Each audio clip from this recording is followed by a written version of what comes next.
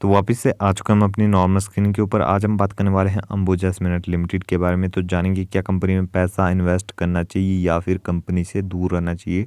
Detail में analysis करेंगे, एक एक करके सारी चीज़ें बताऊंगा। उससे पहले अगर आपने चैनल सब्सक्राइब नहीं किया है तो प्लीज़ चैनल को ज़रूर सब्सक्राइब कर लीजिए, क्योंकि मैं डेली स्टॉक मार्केट से रिलेटेड अपडेट्स इस चैनल पे डालता रहता हूँ, आप सभी को अपडेट्स बताता रहता हूँ। तो देखा जाए तो कंपनी की शुरुआत हुई थी 1993 में, और कंपनी का जो कोर बिजनेस है वो है सीमेंट मैन्युफैक्चरिंग का। तो देखा जाए तो कंपनी कहीं ना कहीं इंडिया में सेकंड नंबर की पोजीशन रखता है। उससे पहले हमें अल्ट्राटेक देखने को मिलता है। तो चलिए आगे बढ़ेंगे। तो मार्केट कैप से शुरुआत करेंगे। तो कंपनी की मार्केट कैप है 1,07,037 करोड़। लार्ज कैप कंपनी है, ब्लू चिप कंपनी है, यानी कहीं ना कहीं आपको पैसे की सेफ्टी इसमें देखने को मिलती है। स्टॉक पीई आपको 58 पर देखने को मिलता है, जो कि अभी अच्छे लेवल्स पे है, बहुत ज़्यादा ऊपर नहीं गया है। बात करेंगे रिटर्न ऑन कैपिटल एम्प्लॉयड की, तो देखा जाए तो 22.1% का है। रिटर्न ऑन इक्विटी देखोगे तो 11.8% की हमें देखने को मिलती है return on equity. Book value देखोगे आप तो लगभग 129 की बुक वैल्यू है। ये बुक वैल्यू से थोड़ा सा ऊपर जा चुका है। बात करेंगे फेस वैल्यू की, तो फेस वैल्यू आपको 2 की देखने को मिलती है। डिविडेंड यील्ड है 1.17% का। तो डिविडेंड यील्ड इतना भी कुछ अच्छा नहीं है कंपनी का। तो चलिए देखा जाए तो कंपनी सीमेंट सेक्टर में सेकंड नंबर पे पोजीशन बना के रखी है इंडियन मार्केट में। उससे पहले आपको अल्ट्राटेक देखने को मिलता है, जो कि बहुत ही बड़ी कंपनी है, लेकिन अंबुजा सीमेंट भी काफ़ी अच्छे तरीके से ग्रो करती जा रही है। तो कहीं ना कहीं ये पॉजिटिव पॉइंट निकल के आता है। तो चलिए आगे बढ़ेंगे। ईयर ऑन ईयर बेसिस पे कंपनी के नंबर्स देखेंगे तो देखो आप 2011 में कंपनी की टोटल सेल्स थी 8,489 करोड़। जितने भी नंबर्स और फिगर थे ये सारे इन करोड़ है। तो देखा जाए तो कहीं ना कहीं कंपनी की जो सेल्स है वो लगातार ग्रो करती जा रही है, कहीं भी हमें फॉल नहीं देखने को मिला। आप देखोगे तो दिसंबर 2015 में जो कंपनी की सेल्स थी 9,437 करोड़, और दिसंबर 2016 में देखो आप तो सेल्स सीधी पहुंच गई 20,000 करोड़ से भी ऊपर। तो कहीं ना कहीं बहुत मैसिव जंप देखने को मिला था हमें 2015 से 2016 के बीच। उसके बाद देखो तो लगातार ग्रोइंग स्टेज में है, यानी ऊपर जा रही है, जो कि पॉजिटिव पॉइंट निकल के आ रहा है। उसके नीचे आपको एक्सपेंसेस देखने को मिलते हैं।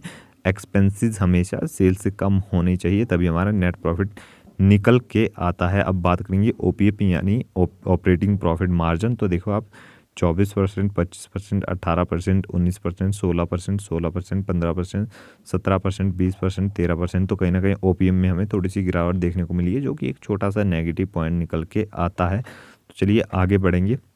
अब बात करते हैं हम टैक्सेस की। तो आप देखोगे तो टैक्सेस यहाँ पे हमारे जो टैक्सेस है वो है, और उसके नीचे हमारा नेट प्रॉफिट निकल के आता है। तो देखा जाए तो कंपनी के लॉन्ग टर्म में जो नेट प्रॉफिट है वो भी हमें ग्रो होते हुए नज़र आए हैं। तो कहीं ना कहीं लॉन्ग टर्म में कंपनी ने अच्छा परफॉर्मेंस दिखाया, चाहे वो सेल्स में हो चाहे वो नेट प्रॉफिट में हो। और साथ में ईपीएस भी आप देखोगे तो 8 का ईपीएस था, आज 14 का हो चुका है। तो ईपीएस में भी हमें जंप देखने को मिल रहा है। तो चलिए बढ़ेंगे आगे। अब बात आती है रिजर्व्स की। तो कंपनी के रिजर्व्स आप देखोगे तो 25,130 करोड़ के रिजर्व से बहुत ही मैसिव रिजर्व्स कंपनी की बैलेंस शीट में पड़े हुए हैं। इन फ्यूचर आपको बहुत ही बड़े बड़े डिविडेंड भी देखने को मिल सकते हैं। बात करेंगे बोरोइंग्स की यानी डेट लोन की। तो डेट देखोगे आप तो लगभग 475 करोड़ का कंपनी के ऊपर टोटल डेट है। कहीं ना कहीं कंपनी को हम डेट फ्री ही मानेंगे, बहुत ही कम डेट है कंपनी के ऊपर। तो कंपनी यहाँ तक देखा जाए तो कंपनी की सेल्स भी बढ़िया है, कंपनी के ऊपर डेट भी नहीं है, और कंपनी के पास अच्छे खासे रिजर्व भी पड़े हुए हैं। चलिए आगे बढ़ेंगे। अब बात आती है प्रमोटर होल्डिंग की। तो प्रमोटर होल्डिंग में आप देखोगे तो 63% जो है वो प्रमोटर्स के पास है, जो कि पॉजिटिव पॉइंट है। इसके अलावा अगेन कहना चाहूँगा, ये जितनी भी 63% देखने को मिल रहा है ये प्लेजिंग की हुई हिस्सेदारी है, यानी प्लेज किए गए। तो उसके बारे में भी चर्चा करेंगे थोड़ी देर में। उससे पहले आप देखो एफआईज के पास है लगभग 11% का स्टेक, और डीआईज के पास है 16%। और कहीं ना कहीं हमें गवर्नमेंट की भी हिस्सेदारी स्टॉक में देखने को मिलती है लगभग 0.26% के आसपास। और बाकी का आप रिटेल इन्वेस्टर्स के बाद देखोगे तो 9% से ज़्यादा की हिस्सेदारी है। तो कहीं ना कहीं शेयर होल्डिंग पैटर्न भी बहुत ही बेहतरीन है। तो चलिए आगे बढ़ेंगे।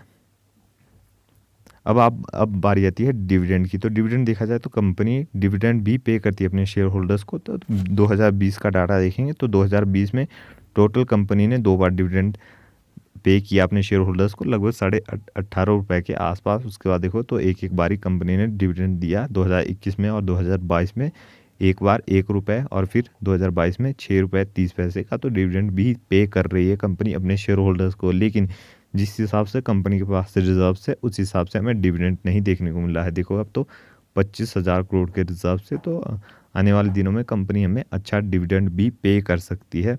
अब बात आती है प्रमोटर की जो होल्डिंग है, इसे प्लेजिंग का क्या मतलब है। तो प्लेजिंग को आप नॉर्मल लैंग्वेज में समझ सकते हो कि बैंक के पास जो शेयर्स है वो गिरवी रखे गए हैं, उनके ऊपर लोन उठाया गया है, तो जो कि एक बड़ा नेगेटिव पॉइंट निकल के आता है। बाकी लॉन्ग टर्म के लिए कंपनी बहुत ही बेहतरीन है, आपको अच्छे रिटर्न्स दे सकती है, लेकिन आपको होल्ड करने की ज़रूरत है। तो ये थी हमारी आज की वीडियो अच्छी लगी हो तो लाइक करें, चैनल को सब्सक्राइब करें। मिलते हैं अगली वीडियो में।